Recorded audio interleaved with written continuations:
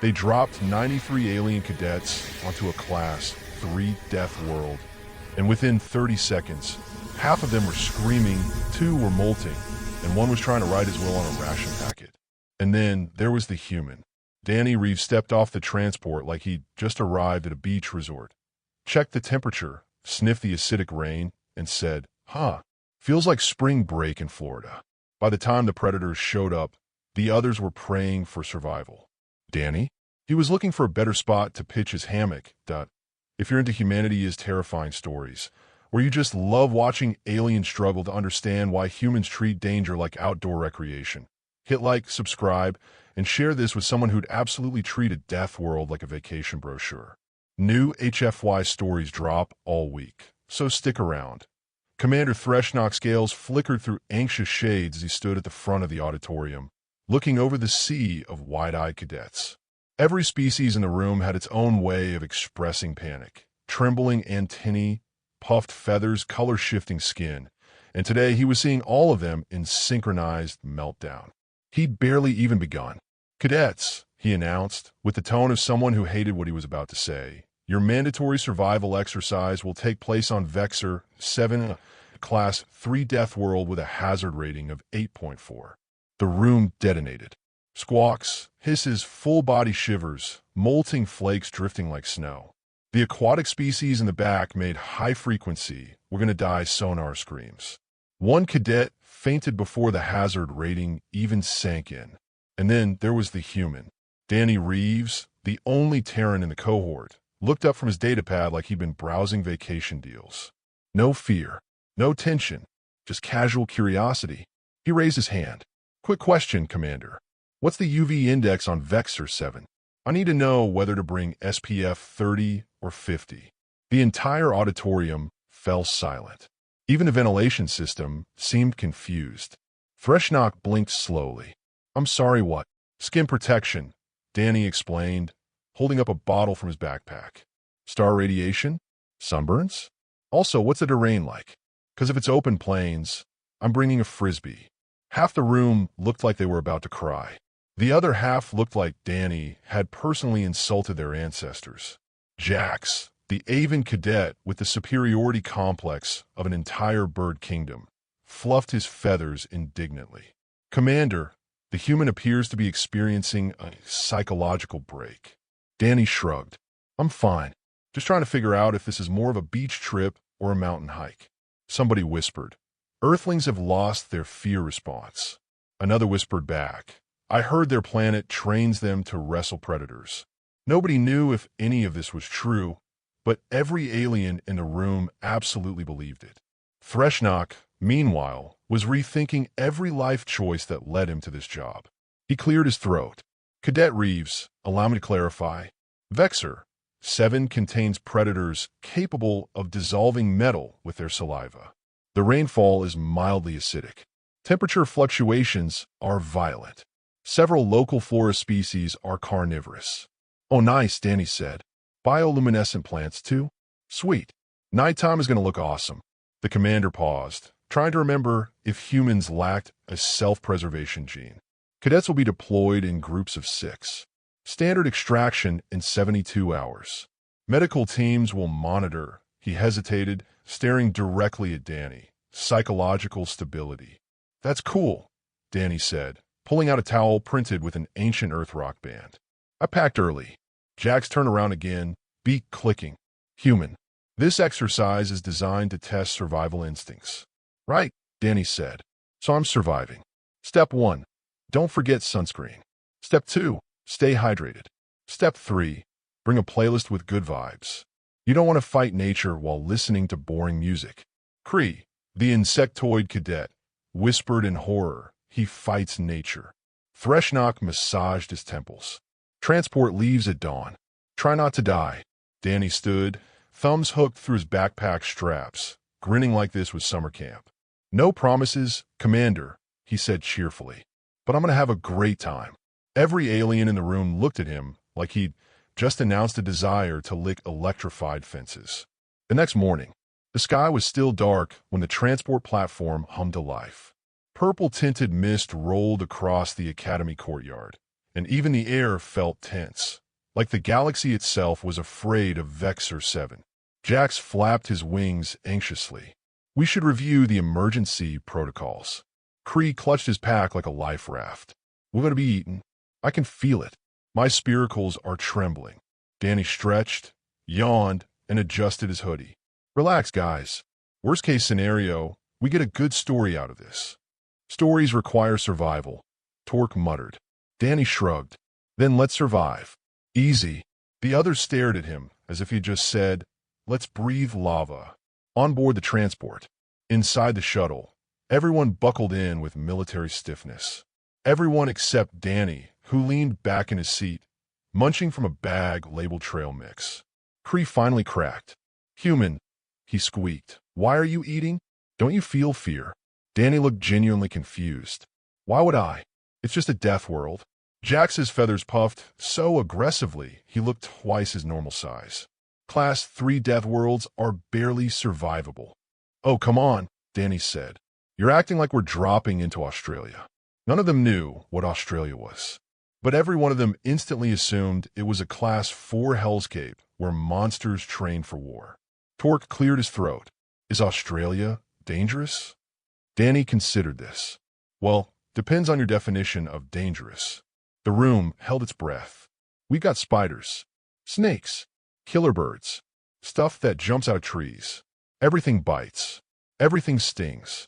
Everything poisons you. It's fun, though. Silence. Perfect, absolute silence. Even the ship engine hesitated, as if unsure whether it wanted to continue carrying this creature. Descent toward Vexor 7. The pilot's voice crackled over the overhead speakers. Cadets, prepare for landing. Atmospheric conditions are unpleasant. The craft vibrated as they hit turbulence. The ground below appeared through the viewport, shifting forests, jagged stone fields, pulsing alien flora. It looked like a place built entirely out of things that wanted you dead. Kree buried his face in his hands. Danny pressed his forehead to the glass like a kid visiting a zoo. Oh, is that carnivorous moss? Sick. Jax stared at him. How are you excited? Danny shrugged. Nature's cool. To kill us, Jax snapped. To challenge us, Danny corrected. The shuttle thudded down. Hydraulic seals hissed. The loading ramp lowered like a mouth opening onto a nightmare. Kree muttered, We're going to die. We are absolutely going to die. Danny adjusted his backpack. Nah, we're going to have a blast. The others stared at him, not because he was brave, but because he sounded honest, and that terrified them more than the planet. The first thing that hit them wasn't the heat, the humidity, or even the swirling purple haze drifting over the clearing. It was the smell. Thick, sweet, rotten, sharp enough that Torque gagged instantly, and Kree made a sound like a rusted fan blade. The second thing that hit them was the rain. A fat yellow droplet landed on Jax's wing, sizzled, and left a tiny smoking pit in his feathers. My wing, he screeched. The sky is attacking us. Torque scrambled backward, pointing frantically. Acidic precipitation. Take cover. Emergency tarps. Protocol 7. Aliens ran for their lives. Danny walked straight into the rain with his face tilted upward. Huh. Acid level's pretty mild. I give it a 4? 4.5? I've had pool water worse than this. The group stared at him with an expression universal across the galaxy. This human is defective. Kree threw himself under a rock that was absolutely too small to hide behind. My exoskeleton isn't rated for dissolving. I'm too young to mold again. Jax tugged a tarp from his pack, fumbling wildly. We must construct a defensive structure before the precipitation erodes our equipment. Behind him, Danny flicked a drop of rain off his arm. You guys are dramatic, he said, pulling his own tarp with one hand. It's literally just a spicy drizzle. Spicy, Kree wailed. Rain should not be described as spicy. The forest moves. Torque pointed toward the treeline, or what should have been a treeline, except the trees were swaying. Not with the wind. They were swaying on purpose. Tall trunks with flexible joints, leaves that twitched like antennae, roots that crawled like slow-moving tentacles. Oh, Danny said happily. So they do have the carnivorous flora. Nice, nice, Jack shrieked. Those are Deathworld trees. Danny shrugged. They're basically buff Venus flytraps. Just don't walk into them. Humans walk near these things on your planet. Torque demanded. Danny thought for a moment. Well, not these specifically, but Earth plants will absolutely stab, poison, or yeet you. So yeah, nature's always trying something. Torque looked like he wanted to lie down and give up on sentience. Cadet Panic, Full Bloom Edition. The alien cadets erupted into chaos, stepping on each other's feet, tripping over their gear, shouting contradicting instructions. Kree's spiracles whistled like a boiling kettle. I want extraction. Call extraction. Call extraction. We just landed, Jack snapped. I don't care. Danny calmly planted his tarp between two low boulders, angled it to divert the acidic rain, and started gathering rocks. Torque blinked at him. What are you doing? Setting up camp. Camp. We're in a kill zone. It's always a kill zone until you make it comfy, Danny said. And then, because the universe has a sense of dramatic timing, a massive rustling came from the undergrowth. Something big, something heavy, something the cadets were absolutely not ready for. Kree let out a sound that didn't fit into any language family. Jax spread his wings in panic. Predator. Torque clutched his datapad like a shield. Its mass signature. Oh stars, it's huge. The Predator arrives. The creature crashed through the brush, a six-legged, quilled nightmare shaped somewhere between a bear, a porcupine, and a very angry boulder. 7 eyes, a growling hiss, quills vibrating. The alien cadets froze in horror. Danny picked up a rock and threw it. Hey, beat it. Go on. Get out of here. The Predator paused, staring at him in total confusion. Jax whispered, horrified, Why did you attack it? I didn't attack it. I'm shooing it. You don't shoo apex predators. Sure you do, Danny said. You just have to act confident. They hate confidence. Torque's voice cracked. Human. That creature, EATS metal. Yeah, Danny nodded. But look at it. It doesn't want to fight. It wants a snack. He clapped loudly, waving his arms like he was chasing off a stubborn raccoon. Beat it, buddy. Go find someone who's not paying attention. That's not us. The creature stared, growled. Then, unbelievably, it backed away, turned, and lumbered into the woods. The cadets exhaled all at once. Kree actually fainted. Jax turned to Danny with something between awe and horror. How did you do that? Danny shrugged. Dude, it's the same principle as black bears. They don't want to spend energy if the food might punch back. Torque blinked. What is a black bear? A smaller, angrier version of that thing. Way more unpredictable. Silence. Horrified silence. Jax muttered, Earth is a nightmare world. Danny grinned. Nah, it's awesome. You should visit sometime. Every alien immediately shook their head. The human camp versus alien panic HQ. An hour later, a clear divide had formed. Alien camp. Tarps tangled. Zero fire. Everyone panicking. Jax rationing pellets like they were gold. Kree whispering prayers to 3 different gods. Danny's camp. Perfect tarp setup. World's coziest fire. Water filtering through a handmade, multi-layer purifier. A small rack for drying clothes. And 3 adorable local creatures following Danny like pets. Torque stared at the trio of alien critters, stunned. They're predators. Nah, Danny said, scratching one behind its whatever counted as ears. They're my early warning system. They make noise when the big stuff comes. That is not a security system. Jax protested. Danny gestured to the perfectly arranged campsite. Dude, this is literally how humans do camping. You guys don't camp. We train to avoid death. Kree whimpered. And yet you packed 0 fire-starting tools? Danny asked. We had plasma heaters. Jax snapped. The rain dissolved them. Danny sighed sympathetically. Rookie mistake. Never rely on tech alone. Torque pointed at Danny's filtration device. You purified water using jacket fibers. Yeah, just sand, charcoal, and cloth. Basics. That is not basic. Jax sputtered. That's advanced survival engineering. Danny shrugged. This is summer camp stuff where I'm from. Kree looked physically sick. Jax tries to prove a point and fails. After hours of watching Danny operate like he was vacationing, Jax finally snapped. He strutted toward the river. I will demonstrate proper Aven resilience. If the human can drink from this water, so can I. Danny didn't even look up. Bro, don't. Jax dipped his canteen, filled it, and chugged. Torque screamed. Wait. Too late. Jax made a choking noise. Then, GHHHHHHHHRRKKKKKK. What is this? It's burning me from inside.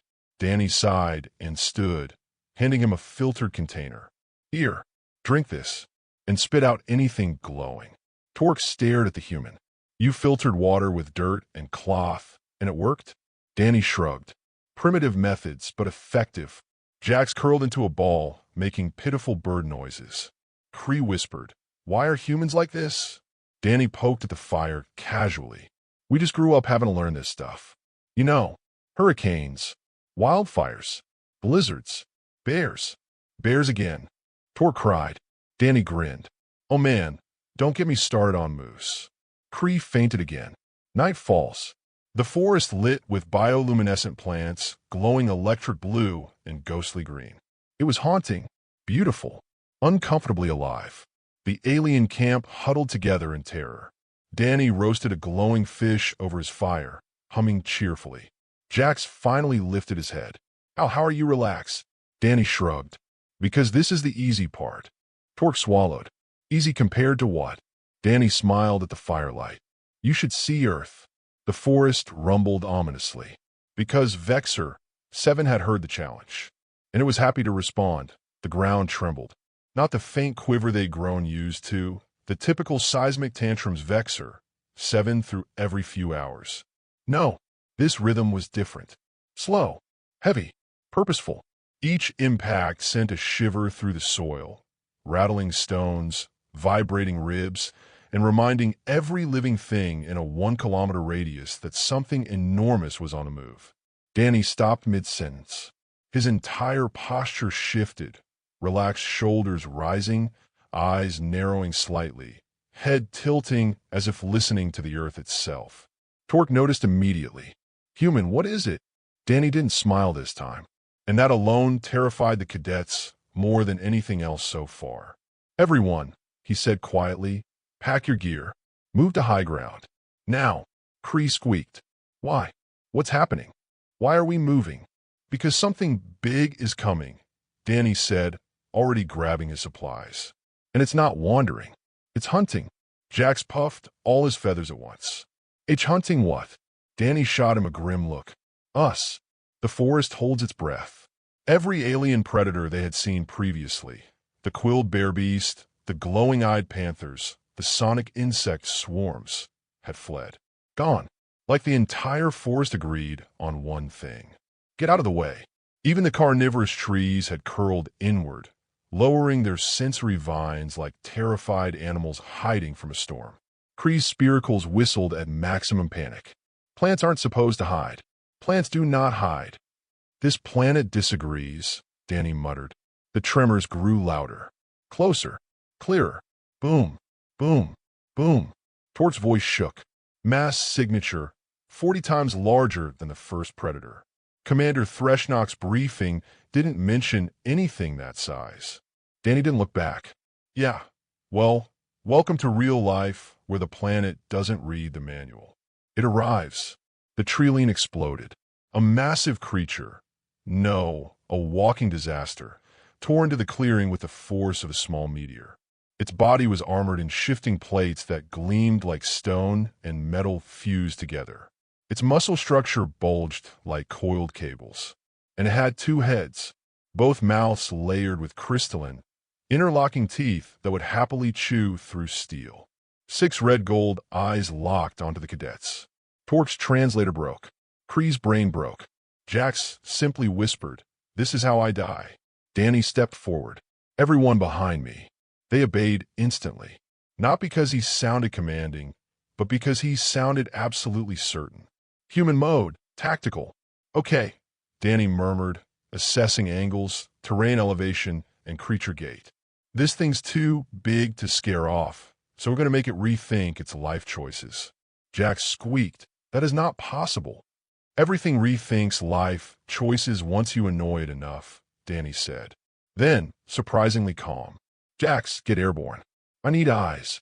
Torque, you my long-range hitter. Grab rocks. Focus on soft spots. Kree trembled violently. Yes. You're our extraction runner. Fastest legs. If I yell run, you sprint and set off the beacon. Kree's antenna curled in stress. But if I run, won't it chase me? Not if I'm louder, Danny said. And then it charged. The predator roared, a shattering, metallic bellow that cracked tree trunks and sent loose stones rolling. Then it lunged uphill. Danny grabbed 2 rocks, slammed them together, and shouted, HFY, ugly. Pick on somebody who punches back. Torque gasped. That is not a tactic. Oh, it's absolutely a tactic. Danny hurled a rock straight into the leftmost eye cluster. The creature reeled, thrashing violently. Jax flapped into the air, diving low and slicing its flank with his talons. Not to injure, but to irritate. Torque hurled a stone with unexpected accuracy. It pinged off one of the predator's sensitive jaw joints. Kree screamed just from existing. The creature shook itself and charged again. Danny grabbed a length of cord and a set of stones he'd tied together earlier, a makeshift bola, and swung hard. The spinning stone cluster wrapped tight around its front leg. The predator stumbled, one head crashing into the dirt. Torque stared. When did you build that? Danny grunted as he dodged a snapping jaw. I make stuff when I'm bored. That was boredom. Danny grabbed a flare. Kree, get ready. Kree whimpered. The apex predator's mistake. The beast lunged with both heads, jaws wide, and Danny ran straight toward it. Torque screamed. Jax eye-bombed. Kree practically had a panic seizure.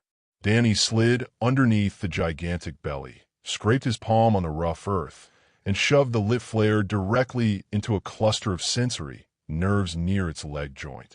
A violent explosion of light and color burst out. The predator shrieked, both heads howling, thrashing wildly. Danny rolled out the other side, coughing, burned slightly but grinning. Now Kree.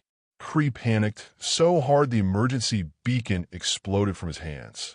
A blinding strobe of light and an ear-splitting alarm tore through the clearing. The predator froze mid-charge. Its 6 eyes dilated, recoiling from the brightness as if struck. Danny lit 2 more flares and hurled them at its feet, creating a blazing barrier. The creature staggered back, snarled, roared. Then, unbelievably, it turned around and lumbered back into the forest, furious but defeated. The aftermath. Silence. Actual silence. The kind of silence that only follows near death or witnessing something impossible. Then, very faintly, Kree whispered, "We survived because the human annoyed it." Torque collapsed onto a rock. I am reevaluating every assumption I have ever made. Jax landed shakily. The human is unstoppable. Danny sat down heavily, hands shaking now that adrenaline faded. Holy crap. Okay, that was big. Kree rushed to him. Are you injured? Danny exhaled. Only my dignity. I ate dirt pretty hard. The cadets stared at him. Not with fear now, not with confusion, but with dawning understanding. Danny tapped the dirt off his hands. Okay, we need to reset camp somewhere safer. This spot is compromised. Torque blinked. You're giving orders? Danny shrugged. Nah, just suggestions. But they're good suggestions. The cadets exchanged looks, then nodded. Because at this point, the human wasn't just a teammate. He was their unofficial survival commander. The truth begins to slip out. While they gathered gear, Kree finally asked, still trembling, Human, how did you know how to fight something like that? Danny thought about it. Because Earth has things almost like that, he said. The others froze. Jax's wings drooped. Earth what? Danny looked at them sincerely. You think this planet is bad? He said. Earth is a Class-4 Deathworld. All 3 aliens screamed at once. The forest echoed back in confusion. Danny scratched his cheek awkwardly. A surprise? Torque shook violently. Class-4. This is Class-3. Humans shouldn't even be allowed in this assignment. Danny shrugged.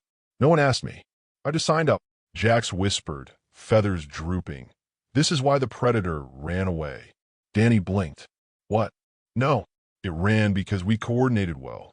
Torque shook his head. No, it ran because you are terrifying, Danny laughed. Guys, come on.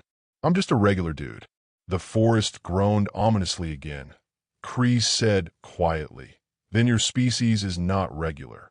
The night after the apex predator encounter was the quietest Vexor 7 had been since they landed. Not because the planet had suddenly calmed down, but because every other predator, every crawling, slithering, stalking nightmare, had decided that whatever made the giant two-headed monster run away was not something they wanted to meet. Even the carnivorous trees swayed more gently, like they were afraid to make eye contact with a human. Danny woke up refreshed. The aliens woke up spiritually aged. Kree's exoskeleton had developed stress spots. Torque's eyes had the 1,000-yard stare of someone who'd witnessed a natural disaster, tax fraud, and divine intervention all at once. Jax's feathers looked so unkempt he resembled a depressed pillow. Danny stretched. Morning, guys. Who's hungry? Not me. All three screamed. Danny shrugged and bit into a piece of roasted, bioluminescent fish. You're missing out. This stuff slaps. Torque stared at him. You are eating a creature that tried to paralyze me yesterday. Food is food, Danny said. And besides, this one didn't try anything. It just existed incorrectly. Kree whispered, I wish to go home. Packing up. Extraction was scheduled for sunrise. The moment the first twin rays broke through the toxic mist, the cadets rushed to gather their gear. But while the aliens packed frantically, Danny took his time, humming softly as he wrapped something pulsing and ominous in protective cloth. Jax squawked. Human. What is that? Oh, Danny grinned. It's that stone creature from day 2. The one that tried to eat our boots. Look at these mineral veins. Gorgeous. Kree dropped his canteen. Why are you taking it with you? Souvenir. From a death world?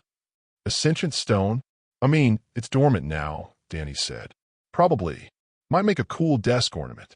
Torque took a slow breath. Do all humans collect dangerous objects? Danny nodded cheerfully. Pretty much.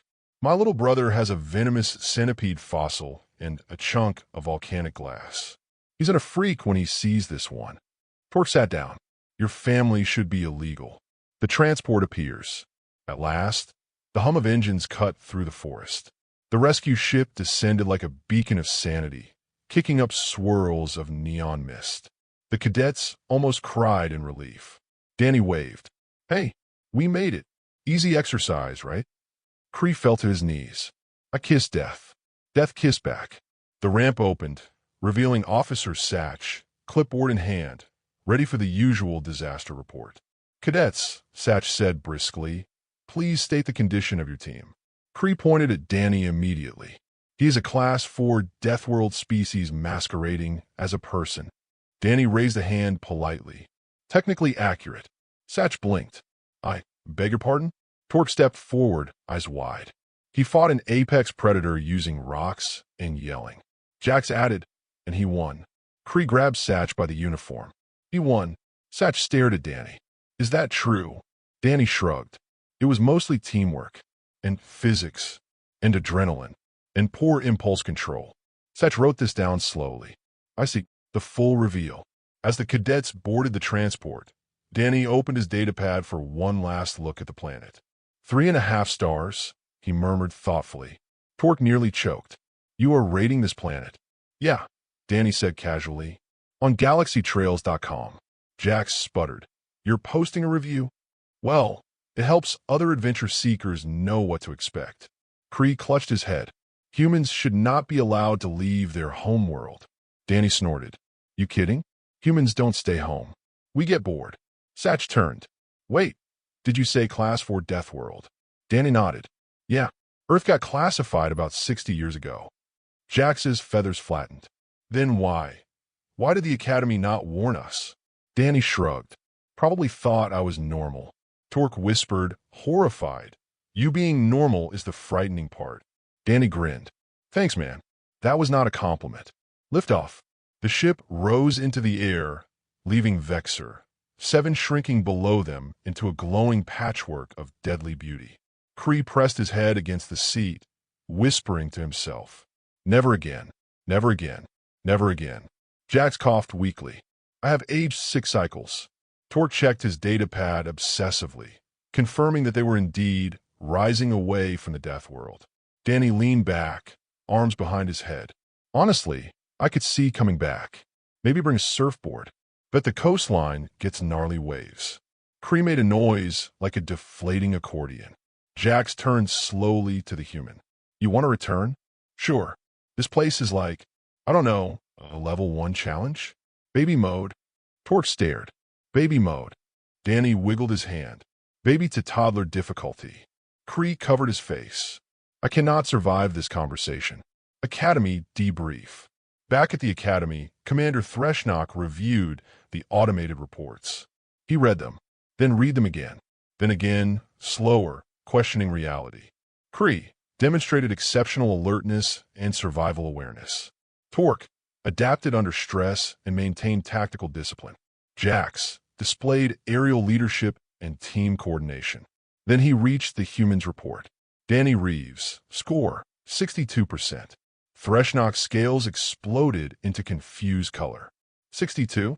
He saved the team. The assistant shrugged helplessly. The automated system flagged him for lack of seriousness, recreational activities on assignment, casual behavior around lethal threats, submitting a review of Vexor 7's camping potential instead of standard debrief. Threshnok opened the attachment. Danny had indeed posted a review. Vexor 7, 3.5 stars. Good starter death world for beginners. Lacks advanced terrain challenges. Acid rain is mild. Apex predators could be more aggressive. Would visit again with friends. Threshnok rubbed his eyes.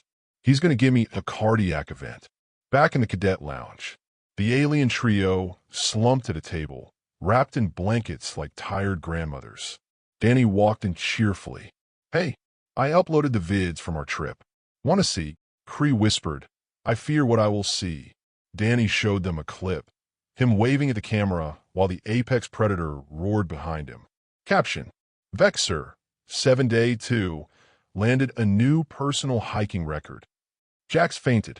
Torque whispered to Cree, he cannot be real. Danny sat with them, scrolling. So, winter break is coming up. You guys want to visit Earth? We have national parks, glaciers, volcanoes, deserts. And oh, all three shouted in unison. Danny blinked. Come on. My mom makes incredible food, and the wildlife only attacks sometimes. Torque whispered, sometimes? Danny shrugged. I mean, depends on the season. Cree curled up tighter. I will not survive your mother's cooking. Danny laughed.